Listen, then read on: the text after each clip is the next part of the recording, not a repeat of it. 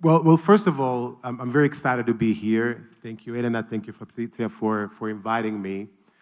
Um, Especially after the last couple of presentations, where was concentrated. Flaviano was talking about the importance of tech and the role that technology has in building communities, and what is the role of obviously tech for change and social impact.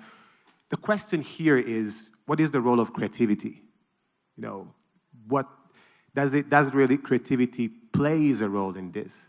So today I would like to share a few thoughts, few hints, not give you any answers because I don't have them, but to try to inform a conversation around the role that creativity can play in our common quest for social change, both at a personal level, as people, and as professional. Actually, I would try to argue that this dichotomy actually doesn't really exist. Right? So, when I was at school, there was a sentence that I read many years ago of Albert Camus that was saying, "To create is likewise to give shape to one's faith." That's something that for me was quite, revelating and important, because it was the first time that I connected the concept of creativity with the concept of our future. Funny enough, I learned it in school, where at my time, creativity was really not at the center of our education system. Actually, it was constantly squashed by somebody. That was somehow the result of the fact that the education system that we've been through was catered and was built for the first industrial revolution, where productivity, efficiency, execution was at the center of the concept of progress. Interesting enough, though, with the fourth industrial revolution, everything changed. In the past 10, 15 years, creativity passed from being an extra in our life to one of the main characters. When you look at some of the leading organizations of the world, like the World Economic Forum, for example, it's putting creativity at the center of building our collective future. WEF, for example, is putting creativity as a top 5 skills for the future of work. You look at UNESCO and the UN, they put creativity at the center to build not only our spiritual life, but our economic growth. And even people that were not necessarily in our field, people like Jack Ma, in an even more dramatic way, says, if we don't teach our children creativity, machine will take over. And also, when we look at Gen Z, and we have some Generation Z here, more than 70% of Gen Z perceive themselves as creative beings, as creatives. And that's, again, these are all quite unique and interesting facts. So we can argue, some people argue, and I tend to agree, that we live now in the creativity era, in a sense that we've moved from being in an information society, then to move to a knowledge society. I don't know if you remember that passage, where at the center there was the main element was access to information, that technology arrived, and then it was not an element of access to information, it was an element of transforming this information into knowledge. And now the context is such in a constant move that now we need to be able to transform knowledge into creativity so that we can keep up with the speed of progress. So,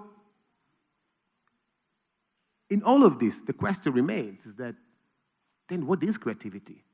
What is all this fuss about?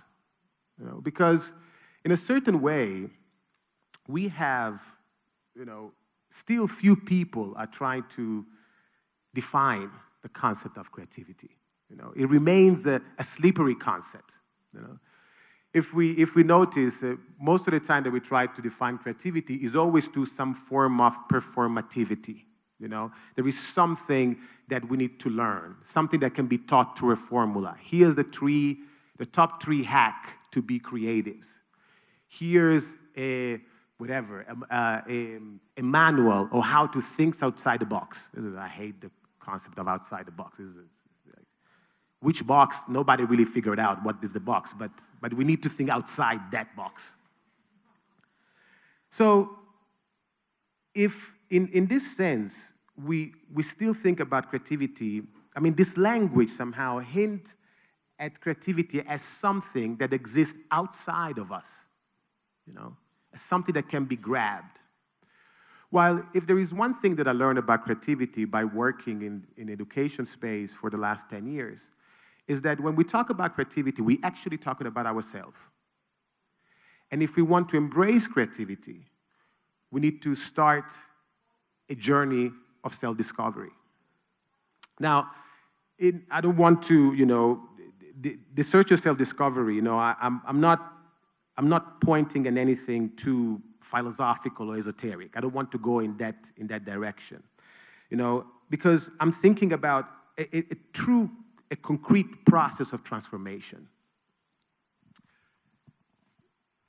When we think about creativity, we need to think about the word itself.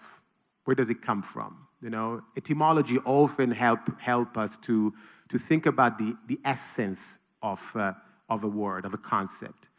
And it is said that creativity comes from the Sanskrit kar, that means to do, to make. So it hints at something very, very practical. You know, the word itself points us in that direction.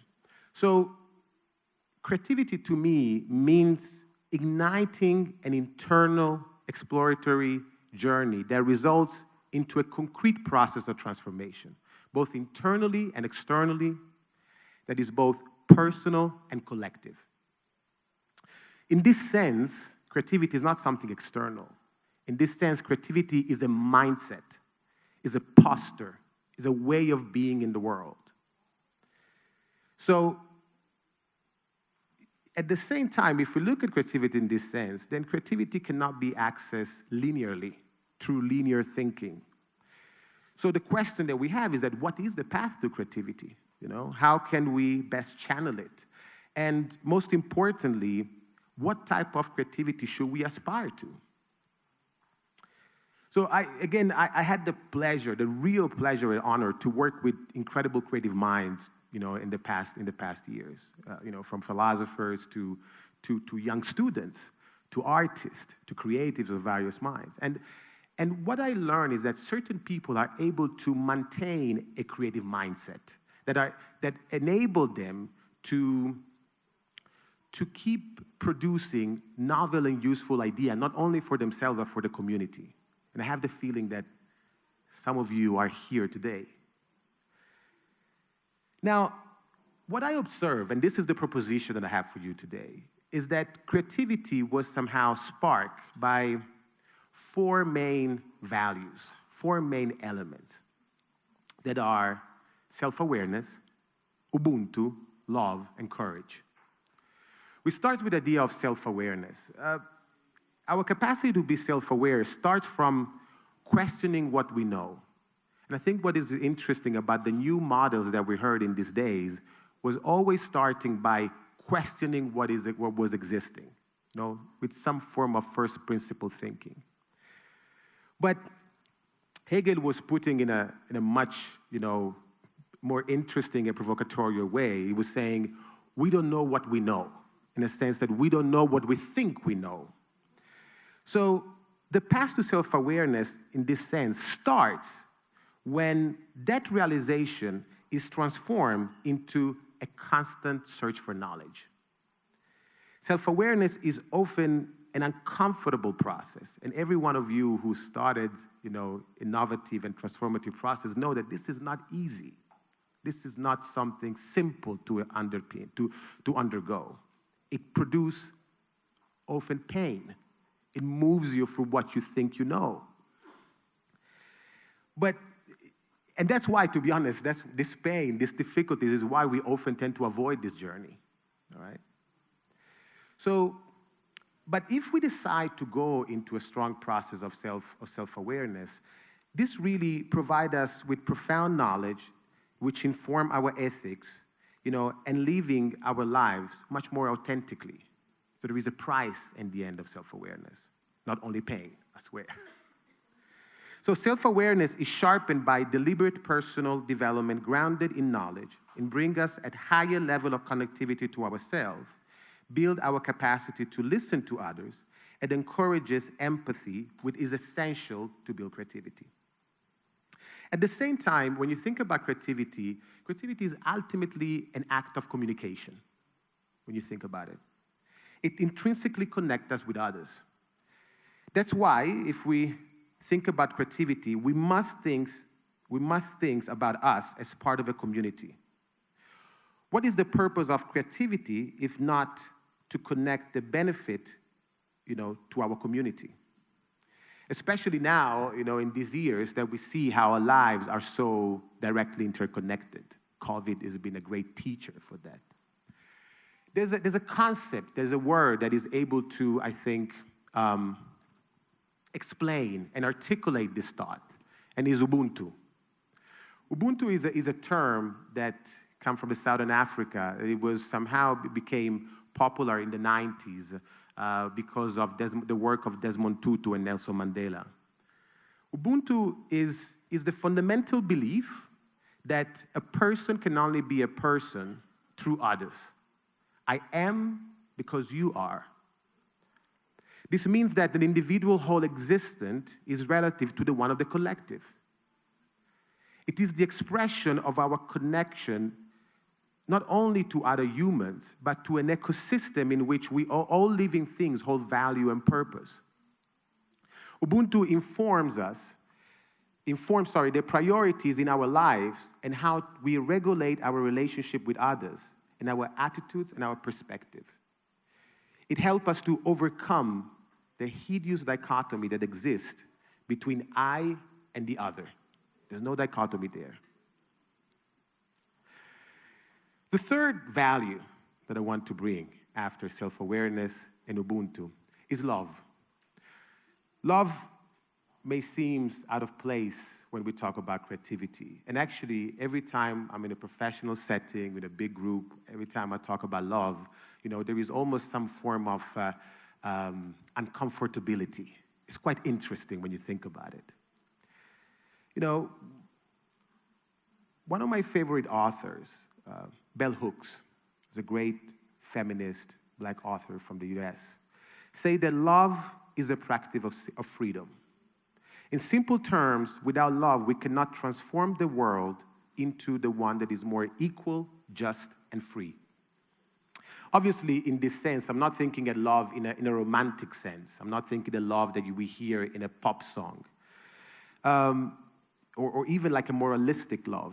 I'm thinking as love as ethic, as a state of being, as a tough universal sense of quest, dare, and growth. Self-awareness is impelled by self-love. And self-love is the nurturing, as nurturing the life force within us to enhance our capacity to self-actualize and therefore be creative. So, and I would say, even more importantly, it enables us to engage in communion with the world. Again, there's no dichotomy between I and the other. We need to center love in relation to ourselves and with others. Love, in this sense, is a basic principle to embrace a creative life. The last value, the last word that I want to share is courage. Because courage is the preeminent of all values. Without courage, we cannot exercise all the other values consistently. And when I think about courage, I'm not thinking about the absence of fear. What I'm thinking about is act creatively despite the fears. There is a beautiful quote by a great author named Maya Angelou, who said, and I quote, Courage is the most important of all the virtues because without courage, you can practice any other virtues consistently. You can practice any virtues erratically, but nothing consistently without courage. And I think this is something that in every model, every practice, every project that we heard in these days, without courage, they will never come to be. So the question is, what if we will be able to embrace our creativity through self-awareness, Ubuntu, love, together with courage? And again, both in our personal life, but also our professional life.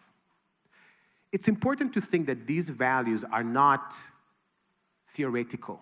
It's not about theory. These are practice. These values are informed by action, by doing. So the question is not to theorize, but to make creativity as part of our everyday life. We all want to stay in a creative mindset, to enable and support spaces where criticality and imagination can happen. This is one of those places. We know that creativity is not linear. It has no defined path. We each make the path as we explore. The value of creativity are essential. The value that we describe are essential in a path to find creativity. They are somehow a compass that we can use in order to find our way in moving forward. Often in the past, these kind of values, creativity, originality, self-awareness, collective responsibility, courage, these are all terms that were featured somehow, that were somehow associated to uncommon and exceptional leaders and exceptional people. I think that the era of creativity imposes us to embrace this feature and make them ours. Because creativity is the conduit of change. Embracing creativity means moving from having hope that something will happen to be that hope. Because if there is something that creativity can do is to make all of us a little bit freer. And anybody who is free is willing to change the community around them. So in this sense, creativity is the raw material of social change. I do believe that this is the quest of our generation. And I am particularly eager to share the beginning of the thoughts, again, these points, these waypoints with you today, with young and less young leaders. Because the question that I want to pose to you and share with you is to say, how do we transform all of this institutionally? How do we create organization and institutions that are creatives? How do we infuse the necessary process to ensure, efficiency, and effectiveness with these values? How can we be faithful translator of all this? Because I do believe that in order to enable a deeper social change, KPIs by themselves are not enough. KPIs need a human pulse behind them. We need creativity, we need imagination to shore up the facts, the data, and not be overwhelmed or even worse, misled by them. Because the risk of an oversimplification of life into a framework is extremely high. In order to avoid this, we need to reclaim creativity in our practice and aspire not only to spark collective intelligence, but aspire to build collective wisdom. And in this, I finish with what was extremely enlightening to me, a sentence of Toni Morrison, who, in an incredible speech at the University of Chicago, she said, we need to always remember that data inform knowledge. That knowledge enable, wisdom. But wisdom if anything, is a constant search. Thank you.